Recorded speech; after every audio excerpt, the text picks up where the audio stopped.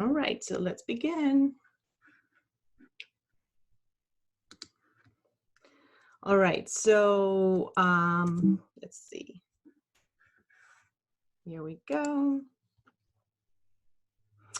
So, of course, all of you are trying to juggle your work schedules as well as your parenting duties, and you're trying to figure out some ways to entertain your child. So, what this is going to do is, in this webinar, you will get a quick introduction on some of the basic skills that a child needs to develop early on in order to be more in tune with the people around him or her.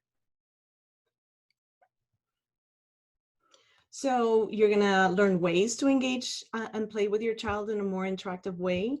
And you're going to teach your child how to engage with you. And what you're gonna find is that you're gonna enjoy more your playtime with your child, hopefully, right? So with the understanding that autism is a developmental disorder that affects all areas of a child development, the treatment approach was always to target all of these developmental areas during the intervention.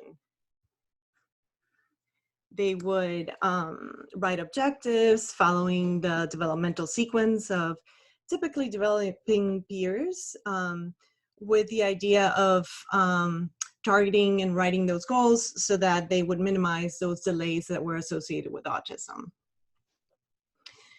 So in essence, children with autism experience social interaction, but they don't find it as rewarding. Therefore, they miss out on lots of learning opportunities. In other words, they're not necessarily watching the social life of the family. They are in the periphery of the room, but they're interested in other things, but the social interaction of the family. So what we want, whoops, okay, people keep joining it. So what we want to create is opportunities where they learn on imitation of what people do with objects, with their faces, with their bodies, with their voices, sounds, and use that to learn how to handle tools, how to take care of themselves, how to play with other children, how to speak, how to carry out tasks during the day, how to use gestures. Because learning occurs from activities through all senses, we try and capitalize on what we call the multimodal learning. So we really capitalize on any kind of routine. So we take opportunity of any situations, and we teach children that way. And because we sometimes have difficulty with generalization, or our kids do, you as a caregiver are key to learning these skills, so you use it in any types of setting. And what generalization means is that what a child learns in a particular setting with a particular person and an object or a toy, he's able to apply what he's learned in any other setting. So that's what we call generalization. So what we're trying to do is we're making sure that you are going to continue that learning and that teaching different routines at home and any other place.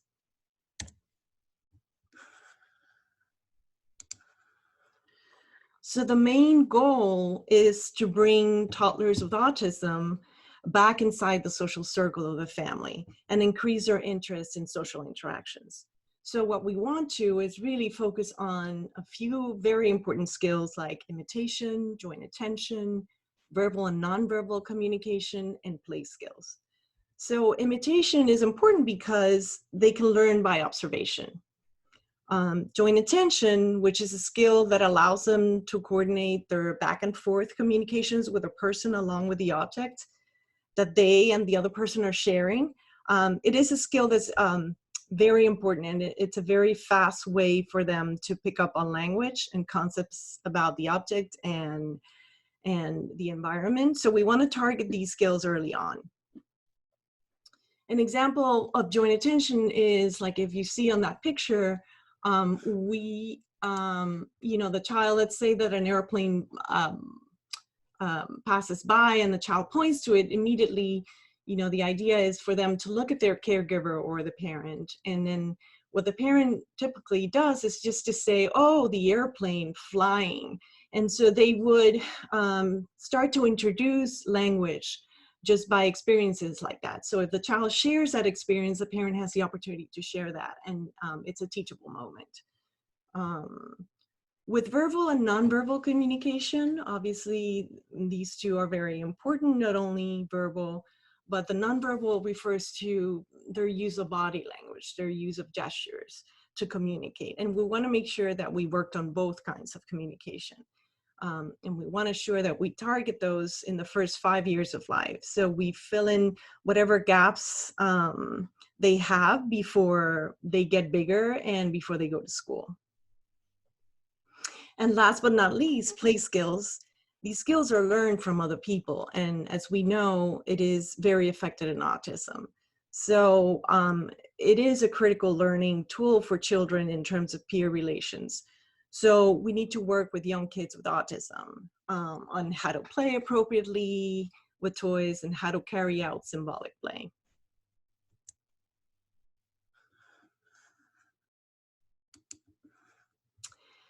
So what does social communication look like? I like to use this acronym, GRASP, to describe the different types of skills or behaviors that are part of social communication and social interaction. And it's a nice acronym to have the families remember what they need to be looking out for and what they need to reinforce. And you're going to learn more how to reinforce them every time your child engages in them. And so that means that you're going to be very vigilant during routine activities at home, like bath time, eating routines, playing. He could play with you, or she could play with you, or a sibling, or by themselves. And you're going to learn how to reinforce them. And we're going to talk a little bit more about in more detail in the next session. I'm gonna teach you how I would tell parents how to reinforce these skills, and I will show you videos and hopefully answer any questions that you may have. So reinforcing these grasp skills are important to develop social communication. So while you're providing attention and reinforcing them in some way, your child learns what you're paying attention to and talking about. And also they learn how to interact in the world, how to get their needs met, which are really the basic interactions a child has early on in his or her early years. So this visual that I am showing right now is a way that I reminded caregivers the behaviors that they needed to reinforce or be looking out during a play routine or any routine at home. I'm just going to quickly tell you why they are important and tell you a little bit more about it. And once you start seeing the routines in the videos, you're going to understand. So the first one is face-to-face. And, you know, we always talk about positioning yourself in front of your child's face, trying to capture what is in your child's spotlight of attention. We want to make sure that you eliminate any distraction or competition. So instead of saying, let's play, and you're like 3 feet apart from your child and not looking at them, you know how hard it is to get your child with autism to get their attention. So the best thing to do is just to be face to face and trying to be in that spotlight of attention.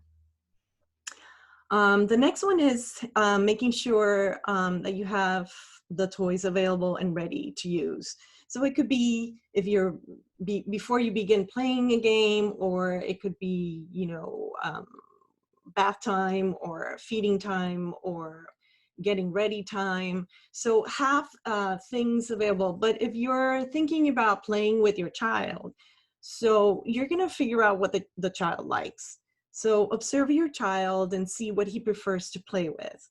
So we call this a preference assessment. Sometimes you bring a bunch of toys and you see what your child gravitates to, and that's what you're going to use. Because the higher the child's motivation, the better the interaction is going to be, right? So you're going to figure out whether there's a specific toy that he or she likes. You're going to, or maybe a sensory social routine, like, you know, playing tickle games or peekaboo, or maybe it's books that they like. So once you figure that out, that's what you're going to use to increase that engagement. Providing choices is a trick that you learn to use early on. And you know, not only does it ease the decision process of what to play with, right? Because you're giving the child a choice between two things, but it encourages an important communication skill, which is requesting. So I also would tell parents that it's a good way of redirecting the child back to the engagement or the interaction, because sometimes they may lose interest or they move on to the next thing. So by bringing two things, you'll be like, hey, you know, I have these two things. What do you want to play with now? The next one is following a routine. And I'm going to talk probably on the next slide, the importance of routines. But routine is all about repetition. So it is an important aspect of learning. And so once a game or an activity is learned as a routine, it's definitely going to encourage engagement. And it's going to also increase predictability and turn taking, which is the next visual I have. And it is important to keep that in mind, because turn taking is a very important social skill that your child needs to develop. You know, because when he goes to school, he's going to learn how to interact with peers, and playing and taking turns is an important part of it. The next few visuals have to do with that GRASP acronym and reinforcing, which means providing a positive consequence. So anytime you see your child reaching, you're going to provide a positive reinforcement or consequence to it. Or anytime you see a child giving or showing or pointing or attending or even using words. So we're going to talk more about that later on. And the last one is allowing your child within that routine, allowing your child to respond before you prompt. So the trick is, I always tell parents, count in your head 3 seconds before you ask a question. Because once the routine is learned, the child's going to know when his turn when he's due for his turn, and he or she is going to do whatever it is that his turn requires. So what we're trying to do is encourage initiation, and you know that that's something that sometimes it's lacking in a lot of our kids, and it's important that they learn. So routine is a good way of encouraging this. So let's talk about some of the common features of routines and why they're so important. So first of all, research tells us that we learn new skills on a foundation built by routines. So you know that saying that practice makes perfect. So the more you do one thing over and over, the quicker you're going to learn it, right? So routines are important. They tend to happen in a naturalistic setting, so that teaching occurs in a more interactive social context, you know, at home, during daily routines. And usually it involves child-directed teaching, or you know, you're going to follow your child, you're going to use materials that he's or she is interesting, and you're going to take advantage of that, of your child's motivation in whatever activity you're doing, and you're going to build upon that. Routines use natural reinforcement, so allowing access to a toy or access to a turn after a child has imitated what you've done with the toy. So it is an important aspect of a routine. Reciprocal interactions are also an important aspect of a routine. So this has to do with turn taking and increasing that social reciprocity to maintain that interaction going and that turn taking going. So routines incorporate modeling. So modeling refers to you prompting to teach a skill, and then the child imitates, which is another important aspect. So not only does the child imitate you, but you also are going to imitate the child, because you want to increase that attention that the child has on you too, to continue that interaction. So it goes both ways.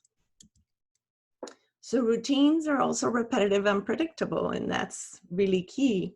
They're innate by nature, they're repetitive and predictable. And these are important things that a child with autism needs, to have clear and consistent beginning and end, which it's going to allow that turn taking, and it's going to give you the opportunity to model the behavior so the child imitates.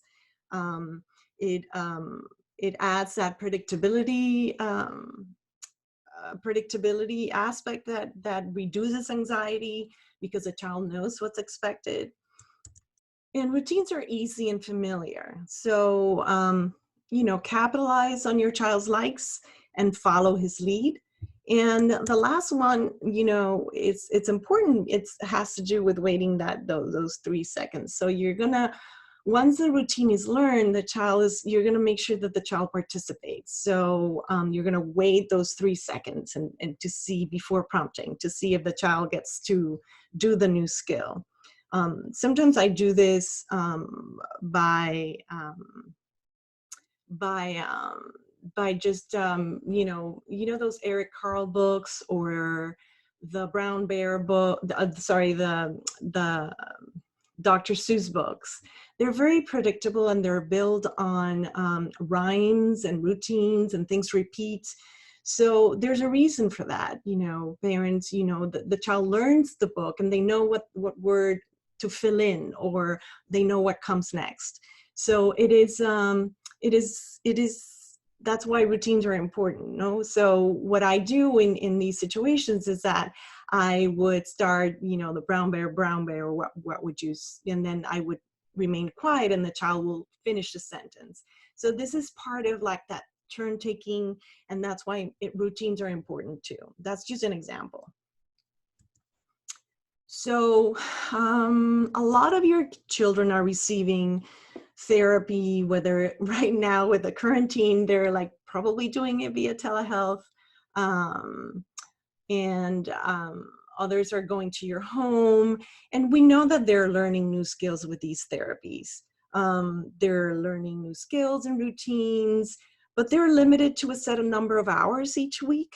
And they don't really work with the child in everyday situations. So as a parent, you want to make sure that you take advantage of situations where, when the child is at home or outside of the home, going to Publix or whatever, you as a parent want to learn these skills. So you use them in naturalistic settings to fill in any gaps that, you want him to be, or her to be, always receiving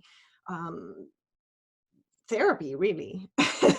We want to take advantage of any learning opportunities through these daily routines across environments and over time. So, if you go to the grocery or bath time or to the park or getting dressed, you want to make sure you capitalize on teaching these skills and capitalize on those situations. So within the same activity, we can work on requesting, showing, giving, gaze shifting, and following a point, which are the GRASP behaviors that I introduced you to. These are prep skills that are really important. I call them stepping stones to developing joint attention skills and communication skills and generalizing skills. So I wanted to show you, we're almost done. I wanted to show you an example of a play routine, what it may look like. This is during a bubble routine. I'm going to show you, what you're going to see is a lot of that visual that I showed you initially. So the parent is sitting face to face and he's ready or she's ready to engage with the child. And so they have the materials. In this case, it's the bubble juice. Sometimes I have them have 2 different types of toys or 2 of the same toy, but they may look a little different. And then you provide choice, and the child is looking at you. It's really motivated. She's really motivated to play with you. And then, the parent is, basically just saying, let's get ready to blow some bubbles. The child looks at the parent and at the bottle. Once a routine is learned, we all know that the child's going to be very expectant. They're going to wait for the bubble to come out. So that's why routines are important.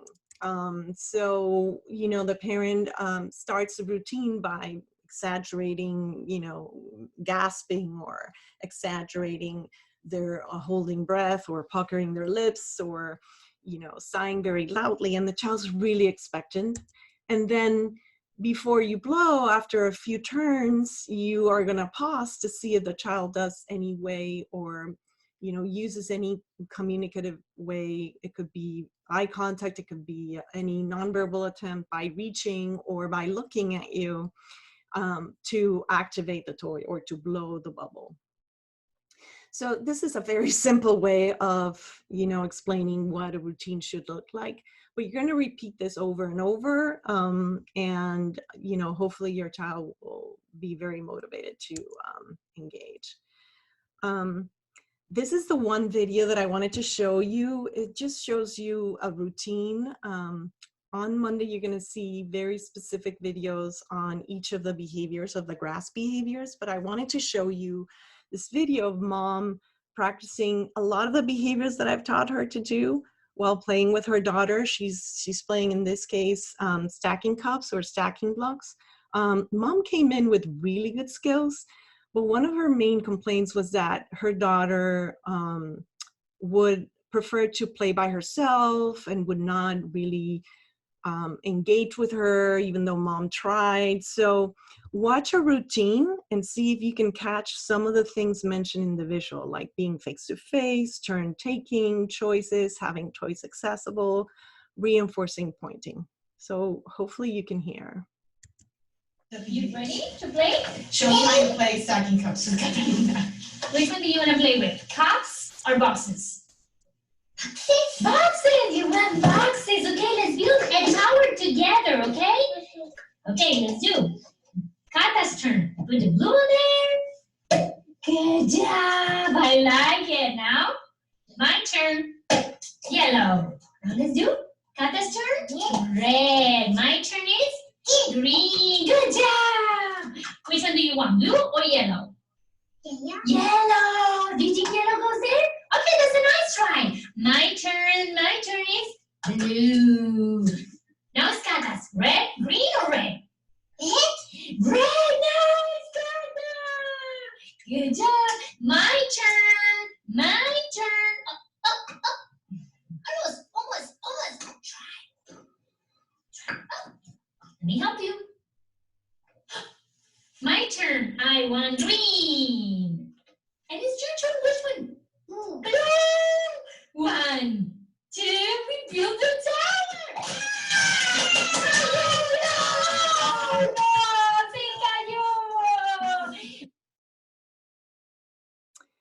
So if you can see, you're able to see how mom is making sure she's face-to-face, getting her child's attention, making sure she's getting her turn. You know, and the daughter is accepting the turn. So she's learned by learning the routine that mom needs to take a turn. She's also providing choices, allowing her to decide what she wants to build, even though at some point, you know, one of the cups wasn't the one that that was supposed to go as far as like shape, but mom allowed it. And then, you know, they've learned that at the end, you know, you push it and it's like, oh, we start all over again. I hope that you were able to see this video. I know that it could be, you know, the quality, it's a little hard when you're trying to share a screen and give, you know, have everybody see the same thing. Okay. Oops, sorry. So I wanted to remind all of you about the card services, whether you're in Miami-Dade or Broward. What I want is I want to encourage you to reach out to your card consultant. And if you happen to be new to our services or have not taken the opportunity to register and receive this great services, I encourage you to call and make it virtual or a phone appointment. Now Zoom has become very famous. We're all here together with you at home. So reach out to your CARD clinician or consultant. At the end, I'm going to have the contact info. Here are some of the references that I use. I hear some of you talking about the First Words Project and about Autism Navigator. These are very good references that provide you information about you know, what to expect and some of the delays that you would see in children with autism. Let's see, here's a contact information on how to contact our main number. I'm gonna enable my camera and I'm gonna try and see all these questions if you have questions. Oh, yes, don't forget about Monroe. I said Miami-Dade and Broward and Monroe. Or I didn't say Monroe, but my apologies.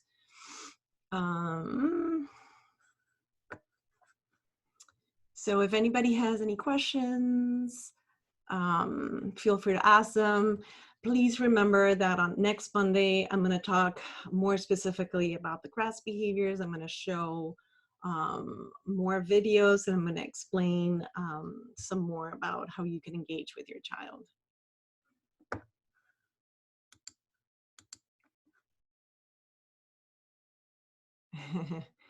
I see some familiar people coming. It's really hard to read all these things, but thank you all for coming. And hope to see you next Monday.